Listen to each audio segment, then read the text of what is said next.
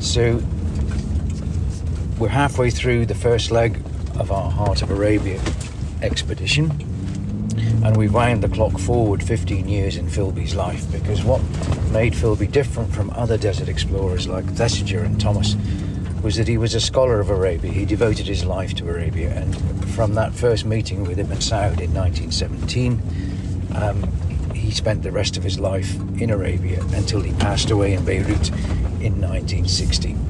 So we're heading south now to a waterhole, which was important in Philby's greatest journey. The journey for which he was awarded the Founders Medal by the Royal Geographical Society was his 1917 journey, on which we've been on the trail of for the last 6 days.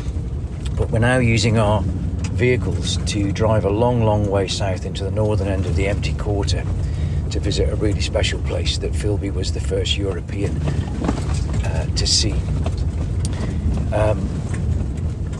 I'm sitting, the noise you can hear is because we're now totally vehicle based. We've stopped walking. The camels are waiting for us a few days ahead when we cross the dunes, but I'm sitting now in a four-wheel drive. We're about 70 kilometres off the last blacktop road, and we have a journey of a couple of 100 kilometres across open country until we reach our destination today, and there's no guarantee that we will get there. We have sand shovels at the ready, sand ladders at the ready, and I'm sitting in the car with Alan Morrissey, who is in charge of the expedition logistics. Alan's lived in Riyadh for 25 years, and he knows this desert better than almost everybody that I know in Saudi Arabia.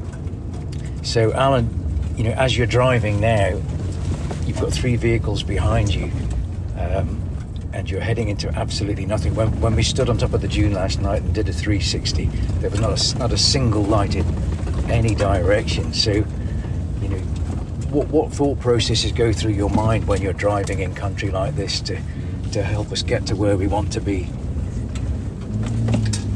So, the main thing is ensuring that we keep on track, keep the schedule where we can, environment permitting, and just keep everyone safe. Navigation isn't too difficult. We have the waypoints for the well that we're heading to this morning, and it's a case of finding a good track to that. The tracks are not too difficult to find. There has been vehicles in this area before, primarily Bedouin vehicles. Not sure why they're out there. It's a very bleak landscape. Small hills. I'd almost call them mounds and hills. Very gravelly. Not much sand at the moment, but we're coming towards the sand at the well area. It's four-wheel drive, definitely. Quite soft in places. Gravel surface, sandy underbase. We see occasionally some cross tracks. There have been commercial vehicles out here, probably from the oil industry, out scouting at times. And it's a case of just ploughing forward, keeping an eye in the rear view mirror to make sure we have our 3 other vehicles behind us.